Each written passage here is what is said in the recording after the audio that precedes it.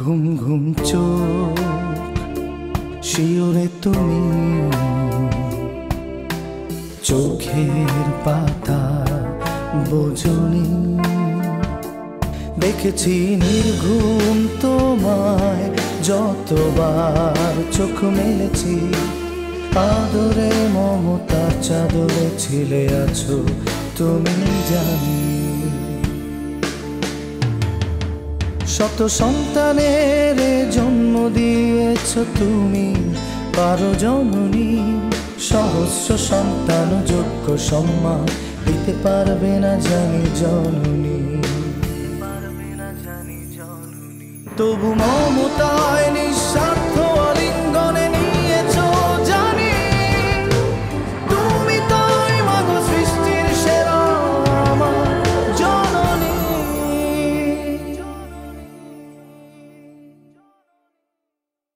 আব্বু আমিও চাই না বাড়িতে সবসময় একটা অশান্তি লেগে থাকুক, এসব আমার ভালো লাগে না আব্বু। ভালো একটা প্রজেক্ট হাতে নিয়ে কাজ শুরু করেছিলাম, আল্লাহ জানেন আপনারা আমার শাশুড়িকে কি বুঝিয়েছেন। পৃথিবীর সবচেয়ে মূল্যবান স্টোন হচ্ছে এই হিরে, আবার এই হিরের মধ্যেই লুকিয়ে আছে বিষ। পয়জন খেয়ে মরতে চাচ্ছ তো?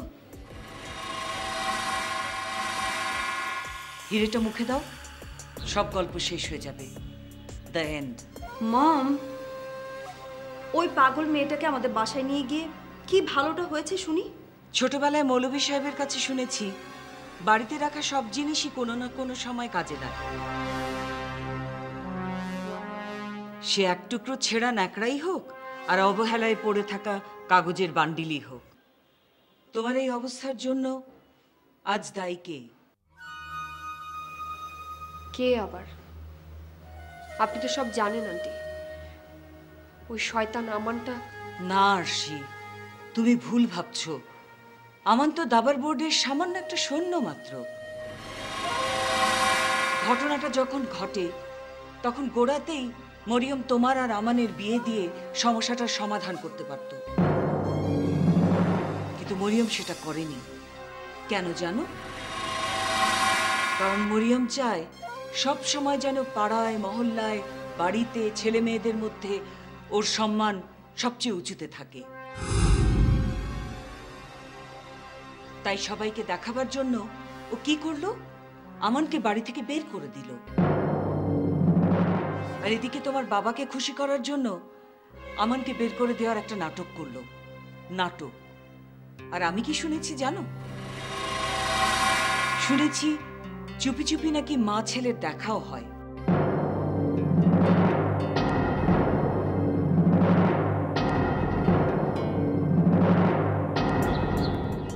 আর আমরা কি ভাবছি?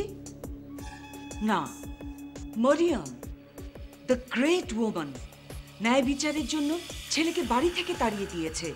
Wow, what a great drama.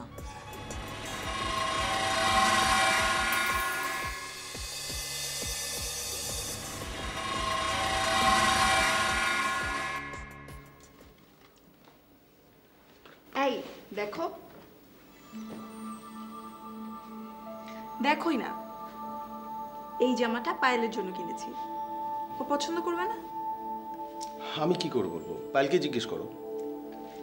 আরে মিস্টার, তুমি তো বলেছিলে পায়েল ফর্সা মেয়ে। আমার তো মনে হয় এই রংটাই ওর সাথে স্যুট করবে। আর একটা জিনিস দেখো, আম্মুর জন্য এই শাড়িটা কিনেছি। আমার তো বেশ ভালো লেগেছে। আম্মুর ভালো লাগলে ভালো। আর আমার তো মনে হচ্ছে এই সবগুলো তুমি এক্ষুনি দিয়ে আসো, তাহলে সবাই তোমাকে অনেক ভালো বউ বলবে, ভালো ভাবি বলবে, ভালো যা। কি ঠিক বলিনি? এক্স্যাক্টলি, তুমি একদম আমার মনের কথাটা বলেছো। জেনি, এটা শুধু তোমার একার মনের কথা না, পৃথিবীর সব মেয়েরাই এমনটাই ভাবে। তারা ভাবে যে শ্বশুর বাড়িতে গেলে তাদেরকে সবাই কোলে তুলে রাখবে, রাজরানী বানিয়ে রাখবে। রাইট? 100% রাইট। সাগর, এবার কিন্তু আমি তোমাকে একটা সারপ্রাইজ দেব। আমি প্লেনের টিকিট বুক করে দিয়েছি আর তোমাদের বাড়িতে আমার যাওয়ার কথাটা জানিয়ে দিয়েছি।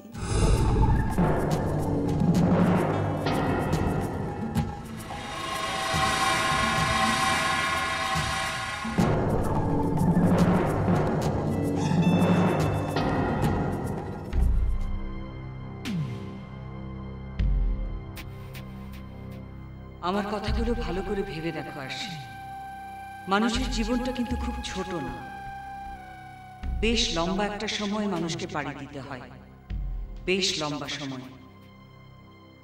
আর ওই সময়টার যে বাস্তবতা, আমি সেই বাস্তবতার কথাই তোমাকে বলছি।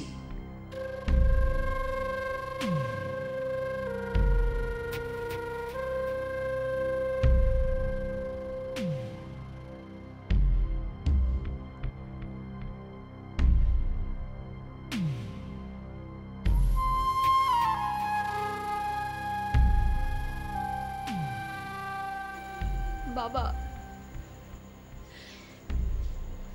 আমি অনেক একা হয়ে গেছি বাবা, অনেক একা।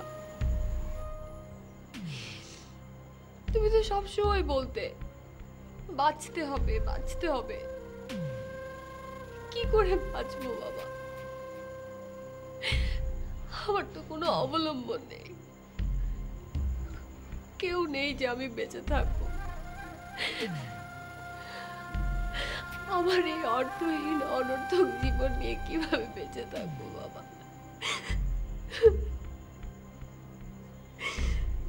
আমার ক্যারিয়ার, আমার লেখাপড়া সব শেষ হয়ে গেছে বাবা, সব শেষ।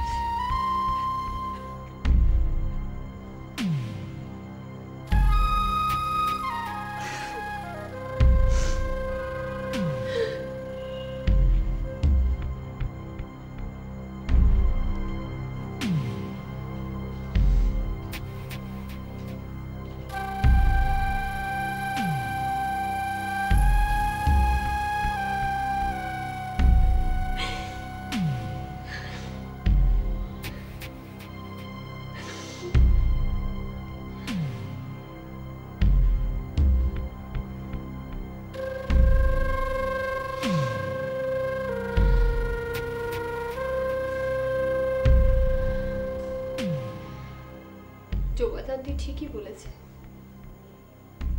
এই চোখের পানি মানুষকে দুর্বল করে দেয়। আমি বুঝতে পারছি না, এবারে সবাই কি নিজের ডিসিশন নিজে নিজে নিতে শুরু করেছে? পায়েল, কি রে, তুই জানতি না রিজু জুবাইদার বাসায় গেছে? কি রে? আম্মু, বড় ভাইয়া ভাবি তো এখানে বসেই আরশি আপুকে নিয়ে আলোচনা করছিল। বড় ভাবি গিয়েছিল আরশি আপুকে আনতে, কিন্তু আরশি আপু আসেনি। এজন্যই বড় ভাবি ভাইয়াকে গিয়ে বলল উনি গিয়ে কেন চেষ্টা করে দেখছে না। হতে তো পারে বড় ভাইয়া বুঝিয়ে শুনিয়ে আরশি আপুকে আনতে পারে। শুনছো? শুনতে পাচ্ছ তুমি সবকিছু? না না, এতে চিন্তার তো কিছু দেখি না মরিয়ম। রিজু যখন গেছে তখন চলে তো আসবেই, আর ও যদি আরশিকে আনতে পারে তাহলে তো ভালো কথা। অনেক সময় এরকম তো হয় যে একজনের সাথে আসলো না আরেকজনের সঙ্গে আসলো, এতে অসুবিধাটা কি? তার মানে তো এই দাঁড়ালো রিজুর আব্বু, জুবাইদা চোখে আঙ্গুল দিয়ে দেখিয়ে দিল যে আমরা কত খারাপ। যে কাজ আমি পারি না সেই কাজ আমার ছেলেরা করতে পারে।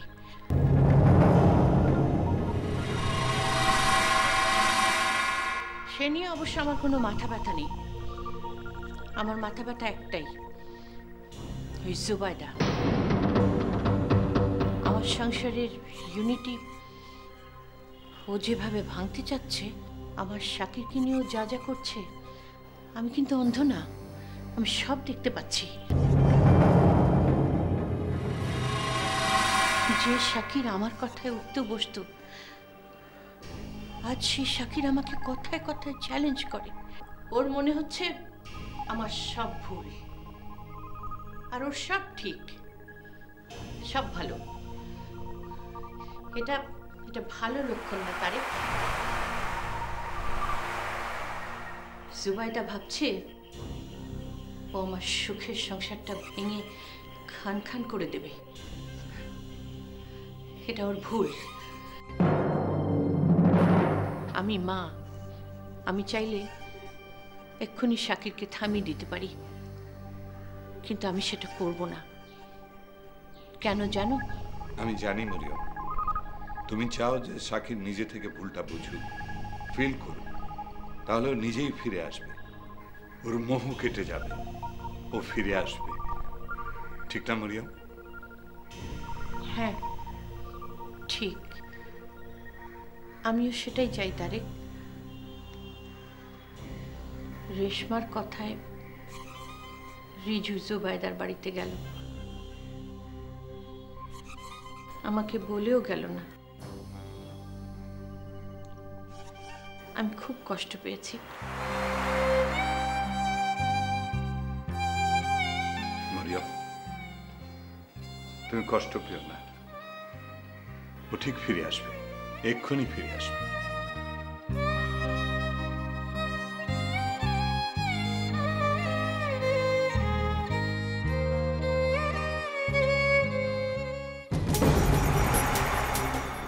উফ, আশ্চর্য!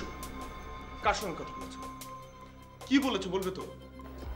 সাগর, ও বাড়ির কার কার সঙ্গে আমার কথা বলা বারণ একটা লিস্ট তৈরি করি। I will take care of all that. আমি যদি আমার হবু শ্বশুর বাড়ির কারোর সাথে কথা বলেই থাকি, ফোন করেই থাকি, এটা নিয়ে তুমি কেন তো ব্লাড প্রেশার বাড়াচ্ছ? ইউ নো সাগর, আমার কেন যেন মনে হচ্ছে you don't want me to talk to my in-laws, but why? কোথায় আমি কত খুশি যে আমি একটা ভরা সংসারের বউ হতে যাব, আর তুমি কি না। ও গড, এই মেয়ে তো মনে হচ্ছে শার্লক হোমসের চালা। কোথা থেকে কোন তথ্য প্রমাণ জোগাড় করে ফেলবে? আমি যে বিয়ে করেছি সেটাও যদিও জেনে যায়।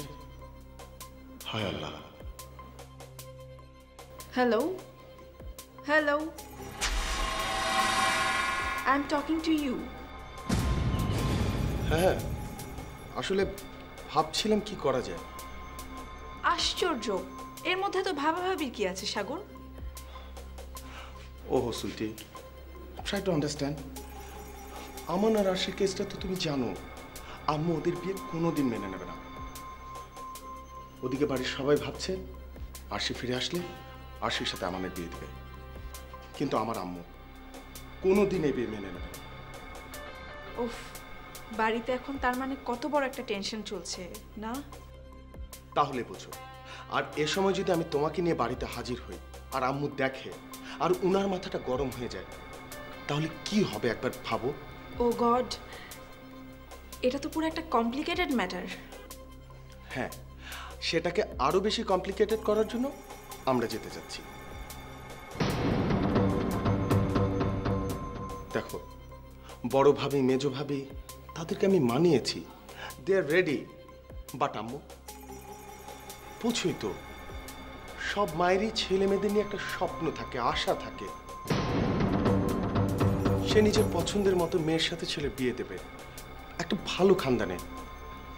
অ্যান্ড ইউ নো জেনি, তোমার যে ব্যাকগ্রাউন্ড, তোমার যে কালচার। আম্মা অবজেকশন দিতে পারে, তাই তো? তো এখানে আমি কি করব বলো? না না, এভাবে ভাবছো কেন? দেখো, সব সন্তানেরই সুখের জন্য, খুশির জন্য সব মাই কিন্তু একটা সময় সারেন্ডার করে।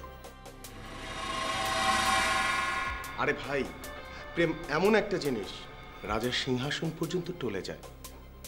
আর সেখানে আমাদের এই ব্যাপারটা এমন কি, আমি না হয় আম্মুর কোলে ঝাঁপিয়ে পড়ে কান্নাকাটি করব, বলবো আম্মু, আম্মু এই আমার প্রেম, আমার জীবন মরণ সব কিছু। আম্মু, আম্মু তুমি ওকে আমাকে দাও প্লিজ, আম্মু দাও। তখন দেখবে সব কিছু ঠিক হয়ে যাবে। কেল্লা ফতে। ওয়েল, অ্যাক্টিং তো তুমি ভালোই করো, no doubt.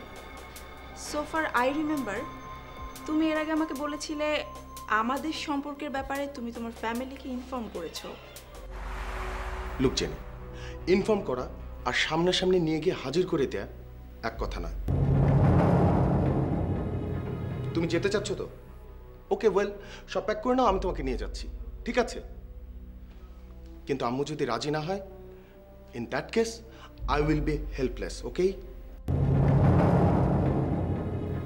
No mister Sagar, no.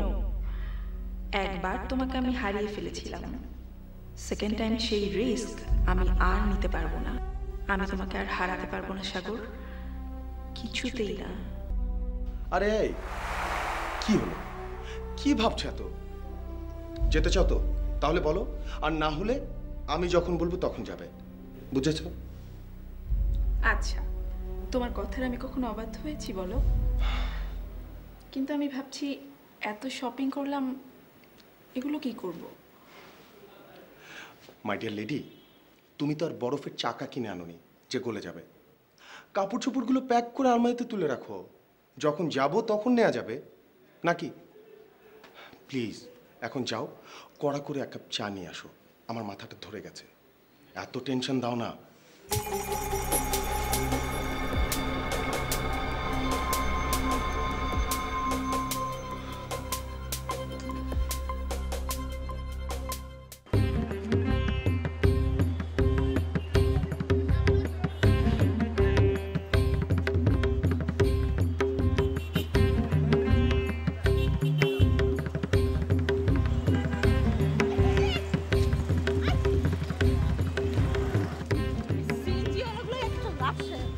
CNG আছে না, ট্যাক্সি।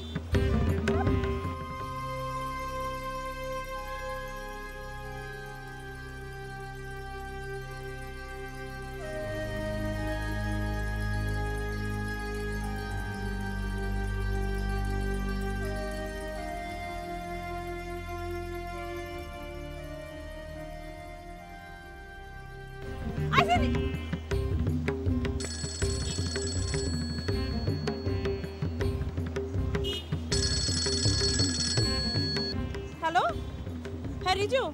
হ্যাঁ রেশমা, তুমি কোথায়? হ্যাঁ আমি রাস্তায়, শোনা যাচ্ছে না। হ্যাঁ হ্যাঁ হ্যাঁ, ব্যাংকের কাজ শেষ হয়ে গেছে। হ্যাঁ একটু ভিড় ছিল তো। হ্যাঁ আমি আসছি আসছি হ্যাঁ, সিএনজিটা কিছু পাচ্ছি না। ওকে ওকে ওকে ওকে, আসো।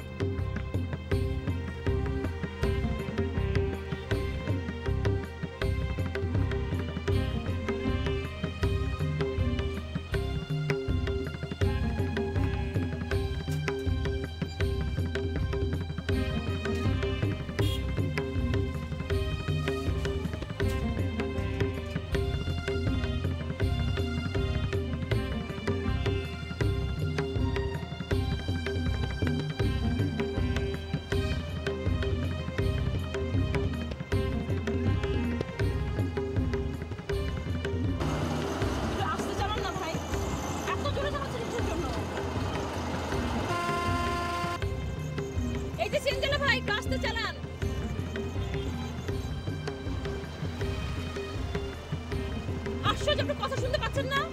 স্পিডটা একটু কমান না। এই যে আজ বাড়িতে এত টেনশন, এত ঝামেলা, এসব কিছুর জন্য আমি রেসপন্সিবল। আমার জন্য সব কিছু হয়েছে, আমিই দায়ী। ভাবি একই কথা বারবার বলে কি লাভ হচ্ছে বলো তো? আল্লাহ, এখন যদি আরশি এ বাড়িতে চলে আসতো কি যে ভালো হতো। পায়েল, কি হচ্ছে সেখানে? শোন, ওই তোর ভাবি চলে আসছে, খাবার রেডি কর, আব্বা মতো খাবে। আয়। হ্যাঁ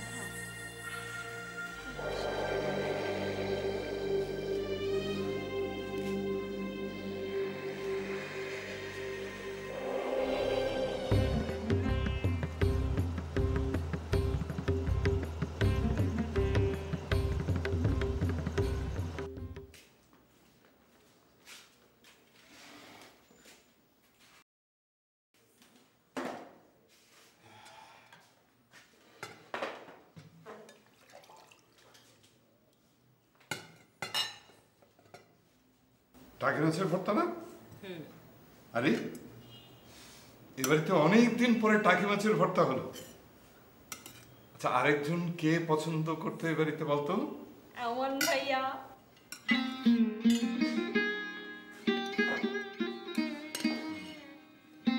পায়েল, তোর ভাবি ফোন করেছিল? না তো ভাইয়া। বুঝতে পারছি না, ধানমন্ডিতে সিএনজি পেয়েছে, কথা হলো, এখনো আসছে না, কি ব্যাপার? ভাইয়া, ভাইয়া, আমান, কি হয়েছে? এমন করছিস কেন? ভাইয়া সর্বনাশ হয়ে গেছে ভাইয়া, অনেক বড় সর্বনাশ হয়ে গেছে ভাইয়া। কি সর্বনাশ হয়েছে বলছিস না কেন? আব্বু, বড় ভাবি সিএনজিতে অ্যাক্সিডেন্ট করেছে।